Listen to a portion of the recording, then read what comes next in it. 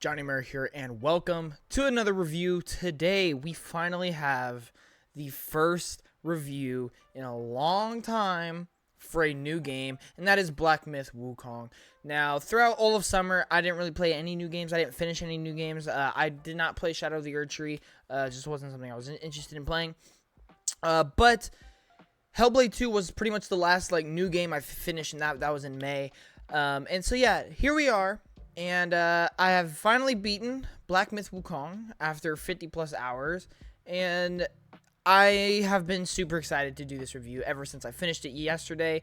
I've kind of sat on it for like 24 hours now, and so I think I have a good understanding of what I want to talk about and how I want to talk about it. And let me just go off by saying this has been such a roller coaster of a journey to the West, to this game and just playing it. When it was first revealed like 4 years ago, I was in like sophomore year high school, maybe junior year high school, and I remember me and all my friends were like, yo, look how good these graphics look. Yo, we're finally getting a Chinese mythology game. Oh my gosh, like they're doing inspiration off of Journey to the West. And I remember thinking, yo, this game is gonna be really cool. I'm very interested in it.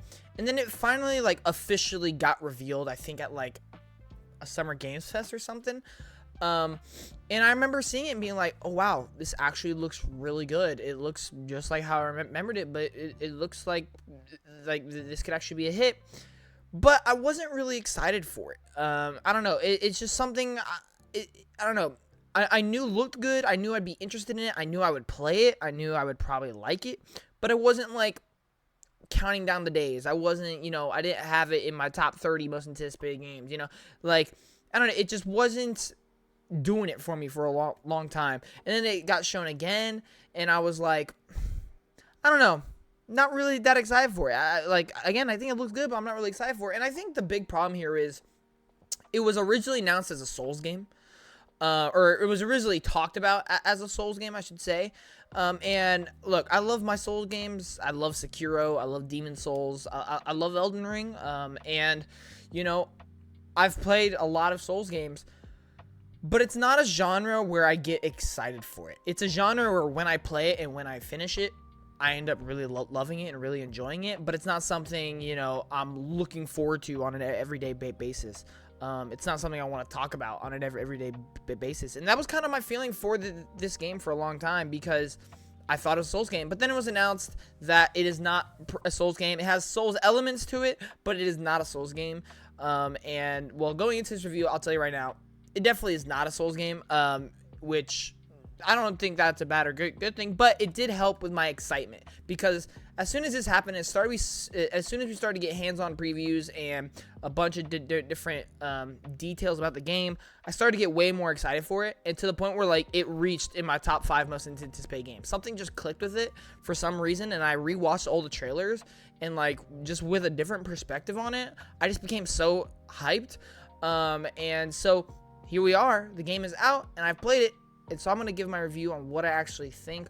Thank you all so much for tuning in. Appreciate any support you guys give me on any of the videos. If you guys love video games, don't matter what you love, Xbox, PlayStation, Nintendo, indie, whatever, PC, consider subscribing. We love video games here, and we talk about it daily. But anyway, let's get into the review for Black Myth Wukong. So the first thing I'm going to say is easily the best part of this game is its world and the look of the game. Like, the way this game is brought to life is genuinely unlike any game I've ever played. I can't even remember the last time I played a game where I genuinely just wanted to see all the areas. I genuinely wanted to see all the different enemies. And that's because this game, all the areas are super awesome and fully brought to life. The enemy variety is some of the best variety I've ever seen in any game. Genuinely, there's like 90 plus bosses in this game, and each of them are unique and awesome in their own ways. And when you pair that with what the game is based on, Chinese mythology, Journey to the West, a culture, it is so brought to life in a way that is just remarkable, and it's just gonna leave a lasting impression on you, even if you don't enjoy like the combat, or if you don't enjoy the story of Journey to the West. What this game was visually able to do with its storytelling, what this game was just able to do visually, it's stunning. And what this game was able to do in terms of world building is just phenomenal. It's just phenomenal, and it's probably maybe my favorite part of the game. My other favorite part of the game is its combat. Its combat is fun, it's fast, it's punchy, not like as in you punch things, but like it feel like when you hit people, it feels impactful. It feels like it packs a punch, and I absolutely love that. And then musically, this game is great. I absolutely love the soundtrack. It's not, I will say, I do wish kind of there was a little bit more to offer with the music. Not that it's bad. I would still say it is a phenomenal soundtrack. But like going into it, all the trailers and everything made it seem like this was going to be a masterpiece of an OST. I wouldn't quite call it that, but it is still phenomenal. And yeah, this game has a lot of content. It is a chunky game. There's like 6 hours. It took me approximately 50 hours to beat this game, which I think I should probably give you that piece of information right there. And yeah, it really is just a journey, no pun intended. But yeah, let's get talking about each part specifically. I already mentioned the world building and just how absolutely breathtaking it is. Let's talk about the combat more in depth. Now, I would compare it personally to something like, I would say Final Fantasy 16, Devil May Cry, God of War. I would compare it to games like that, Ghost of Tsushima. It is your action, it's your typical action gameplay. I would say a little more hack and slash, and it is super fast paced. And it's super technical. And what I mean by that is there are so many systems in place in this game. There are so many different meter bars. There are so many different statistics you have to pay attention to. There's so many different combinations of movesets you're able to do. And what's crazy is the fundamental of this combat is very simple. You have one light combo. You have one heavy move, depending on the stance. And you have like 4 abilities and a couple tools. It's a very simple, but when they all layer on top of each other, and the more upgrades and the further you get in the skill tree, you're just able to do so many different things. You have a dodge, you have a jump, and you're able to just do so many different combinations. If you do 3 lights and a heavy, that combination will be completely different if you do a light, perfect dodge, heavy into an ability. Like the way you can layer and just combine all the different elements, I think works really, really well, especially when you take a game like this, with all the amount of bosses and their movesets, with the amount of different enemies that you come across. All of them are unique. All of them have different movesets, so you have to play against each enemy in a specific way, and it just feels so well done. I personally love the combat from start to finish. After my 50 plus hours, I still just want to kind of go back and just fight bosses because it's so fun to do it. It is absolutely so fun to do it. This is a game, even though I've beat it, this is a game I'm going back to. As soon as I beat Star Wars Outlaws this week, I'm going back to Black Myth Wukong because honestly, I just can't get enough. And I guess that is kind of a spoiler of how I feel about the game. Spoiler, I absolutely love it. And I think part of the reason is just the emotions that this game brings out. I've already talked about how much I love the world, and then I've just talked about how much I love the gameplay and the combats, which I will say the exploration is, it's good. There are a lot of invisible walls in this game, which is kind of a criticism I have. There's a lot of places where you're like, oh, let me go up here, but then you start to walk up and it's just an invisible wall. Oh, you can't go there. It's just not an accessible area. Oh, okay. Well, interesting. I guess I'll just go back. But for the most part, the gameplay entirely is very good. I really, really enjoyed it. And the reason I brought up the emotions is because this game is difficult at times. Now, I will say, personally, and I know this is gonna be a hot take, and from what I've heard from other people and from what I've talked to with other people, this is a game where everybody is going to have a different experience. This is a game where the difficulty is really going to depend on the player, because for me, I only found about 10% of this game hard, and that's the midway point boss and the final boss of each chapter. And each chapter is about 5 to 8 hours, I would say, depending on how much you explore, depending on how well you do. And really, there were only 2 bosses each chapter that I found difficult. Every other boss I either like 1 tried, or I like 2 tried, or 3 tried. And then you reach the midpoint boss and the final boss, and you're like 50 trying, 100 trying, you know? So I will say, I personally didn't find the game insanely difficult until you reach those parts. Now, that 10% though is really hard. Like, when I said I took 100 tries, that might be a complete understatement. I spent hours on some bosses. And that's kind of what I love though about this game, is it never feels like you're not progressing in this game. And that's a problem I have with Souls games, is you could spend 5 hours just running up a building because all the different tiny enemies are super hard. Every big enemy you find is super hard, and you lose all your progress every time you die. And it's a super slow-paced game for a lot of them. Whereas this one is, you don't lose anything whenever you die. You just go back to the checkpoint. You don't lose any of your XP. You don't lose any of your currency. There's plenty of heals in the game. There's plenty of mobility options. There's tons of, again, the game is super fast-paced.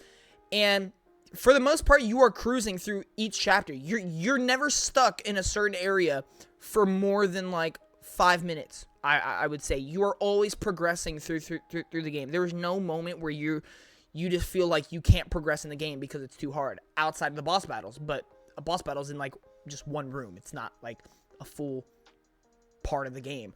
And so that is something I absolutely prop it for. There is never a moment where you feel like you're just stuck and you're not doing anything. It always feels like the game is just still going on, even if you're stuck on a boss. I think that's really good, and it complements the game really well, because I already talked about how much I love the world building and everything that's brought to life within the culture and the mythology. And when the game is not completely stress-inducing 24/7, you're able to enjoy all that. You know, when you're walking to the next boss, you can just chill, have fun, kill a bunch of smaller enemies, and just enjoy what the game is presenting to you through its beautiful visuals and its awesome world building until you reach the boss, and then, okay, it's time to focus up, let's get it. And I absolutely love that, because it brings that casual, just adventurous feeling to it, but then it brings that, oh my gosh, sweating, like, I need to focus, super stress feeling at times, but it's not 24/7. And those moments when you have to overcome those really, really hard bosses feel so good. I was screaming at the top of my lungs when I beat some of the bosses, because they just absolutely gave me the biggest pain in the world.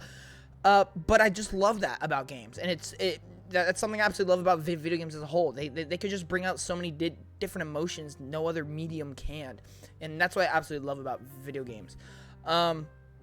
Now, there are a lot of different things you can do in terms of like upgrading your health, stamina, abilities and stuff. There's a lot of skill trees. There's like 6 different skill trees in this game. Maybe that might even be undershotting. I don't know. But for the most part, there is a lot to do with currency and a lot to do with skill points, and there's just a lot to upgrade and a lot of things to keep you progressing through the whole game. Never once do you feel like you've peaked. You always feel like you could just keep going higher and higher and higher, and I absolutely love that. And then in terms of like, I would say like main story, like cutscenes and like dialogue and stuff, it's not gonna be your God of War where you're getting minutes long cutscenes with characters having the most insane moments. There are definitely moments that are really awesome. The cinematography in this game is next level. There are so many awesome shots in this game that I absolutely love. You guys know I'm a big sucker for that. And there are really cool fight scenes. This game does definitely bring out this cinematic feeling of God of War, which is one of my favorite parts about God of War. But, you know, the main character doesn't talk. And there's not, like, loads of NPCs that you're able to talk to. There's definitely a few, a good chunk. But, yeah, for the most part, majority of this game's story and narrative is through its world building. And I don't think this game was ever presented as a game that's going to feed you minutes-long cutscenes, the most emotional heights of any video game. Like, it's not that. It's live in this world, live in this culture, and experience kind of the story we are telling. This is a story where you experience it, not you're told. And I have to give it credit for that, because that is exactly how I felt. At the end of the game, I was like, wow, what a journey I just went on. Because even at the end of during chapter 6, the final chapter, I decided to go back to the chapter 1 area. And I just kind of sat there and reminisced. I'm like, man, I've come such a long way. And it really makes you feel like, holy crap, I'm on an experience of a lifetime. And that is what I look for in games. I look for an incredible experience. And this game absolutely did that for me. Visually, this game is in Unreal Engine 5. It is beautiful. There are performance issues with the game. There's a lot of frame rate drops. I did experience a couple crashing bugs or game breaking bugs where I have to load out and then load back in. There's a lot of visual glitches, a lot of technical glitches. But I will say it's not an overabundance. It just definitely needs to be fixed if you want a better product. But for the most part, it wasn't a huge problem for me. Plus, those things can always get patched, so I'm not going to put that too much against it. And also, I have to say, I know nothing about the actual Journey to the West story. So, you know, I'm sure if I knew about that, I would love it even more. But even not knowing anything, I was able to pretty much get what they were telling. And so, yeah, I appreciated that. Some of the critiques I have about the combat, there are a couple things. Number one, my biggest issue with the game, and this is my biggest issue with the game entirely, and that is some of the bosses' hitboxes are just stupid. Some of the hitboxes on the enemies are stupid, and it's not even to the point where they made the hitbox that way for it to be extra difficult. It's just some of them are so janky and wacky that it's like, this doesn't even make sense. Like, you start attacking a specific finger on a giant, like, or you start attacking one specific leg on a centipede that has 20 different legs on it. It's very interesting where the hitboxes are, and it leads a lot of frustration, especially in one boss fight at the end of chapter 4 with the giant centipede minotaur thing, where the front of the boss is where, like, the guy morphs from guy to centipede.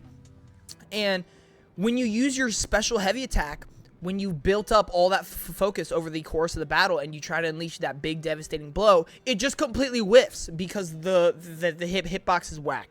And it's not even a thing like the boss specifically has a bad hitbox to make it more difficult. When you do it, your character, like, teleports back a little bit, like it's like he's hitting an invisible wall because it's just not right.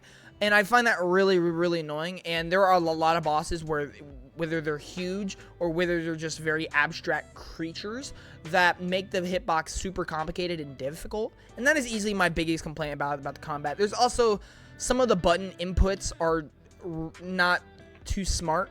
There are moments where, for instance, activating your spirit, you have to click both triggers. Well, both triggers open your quick menus as well.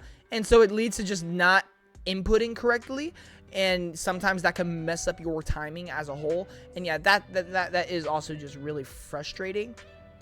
But for the most part, this game is just really good. And I think the bottom line is this game has so much in it and so much to do, and it's in such a great world with such fun gameplay. I couldn't help but just stay glued to it and absolutely have one of my favorite experiences ever. And that's kind of a little spoiler for where I'm going with my review. But before I get into my final score before I get to my conclusion, I want to state all of these reviews I do are completely biased. They're my opinion. They're my experiences. Everybody could experience the game completely different. Everybody could give a game a 1 out of 10. But if I just somehow click with it, I'm going to say how it is. I'll give it the score I want. Even if I decided to go with a more objective point of view, like, oh yeah, if I was a critic, I'd give it like this on Metacritic, or I would give it this on the IGN scale. Even then, if you really think about it, objective point of views are just another person's secondary bias take pretending to fit in. If you really think about it, that's what objective means. It's like, okay, well, this is how I feel, but if I was being objectively, let me tell you how I feel again, but I'm going to try and go towards the masses. That's really what being objectively is. So when it comes to all my reviews that you guys see, I have common conversations with friends where I'm like, well, yeah, objectively, I'd say it's like more like this. But when I'm talking to you guys, when this is my video, when this is me talking about my experiences, just know that all my scores and the things I say are completely biased, and are completely my takes. I'm never gonna shove in an objective point of view in any of my videos, because at the end they were talking about video games. They're for people to experience and for people to play, and that's what I'm promoting here. That's why we have a podcast, Play Your Way. We mean that. And so before I get to my conclusion, after I beat the game last night, I pretty much wrote an essay. Like, I wrote a couple paragraphs just explaining how I feel and just letting out my heart, because I felt like I just completed a chapter of my life playing this game. And so I'm going to go and read that before I give my final score. After 50 plus hours, my journey in Black Myth: Wukong has come to an end. But this is a game where I feel as if beating the game is just the start of a journey. This game brought to life a world and culture unlike any game has done before. It made me get invested into where I was going and what I was doing, and it did it in one of the most artistically beautiful ways. This game transcends video games. This is an experience unlike anything I've experienced before. From screaming at the top of my lungs in triumph, beating phenomenal bosses, to screaming in anger as I faced defeat. This made me feel emotions only a video game can produce. While this game is not perfect by any means, and there are flaws all throughout, this is a masterpiece in what I love about video games. Video games is the greatest art form on the planet, and you can't change my mind. The stories they tell, the interactions you feel, the music you hear, and the visuals you perceive are all aspects that make me love life and want to enjoy this passion to the fullest. Motivation, dedication, excitement, peacefulness, and awe-inspiring are just some of the words I can use to describe what it's like playing Black Myth: Wukong. It's very rare a game has me sink 50 hours into the game in only 5 days. It's very rare a game has me write essays like this one. It's very rare a studio releases their debut game and shatters all expectations. As the biggest fan of video games anyone could possibly be, this is what excites me about this industry. Developers and talented human beings putting all the effort, blood, sweat, and tears into a product for people to enjoy. I don't just say I love video games, I show I love video games by experiencing games like this. I play as many games as possible, I get out of my comfort zone as much as possible, I experience what this medium has to the fullest as much as possible. And Game Science put as much love and care into this project as possible, and it shows. It's very rare you get a game like Black Myth: Wukong special. I don't care if you say you love video games and you don't want to play good games, play this game. Playing games like this is what the industry is about. Supporting games like this is what the industry is about. And experiencing a game like this is what video games are about.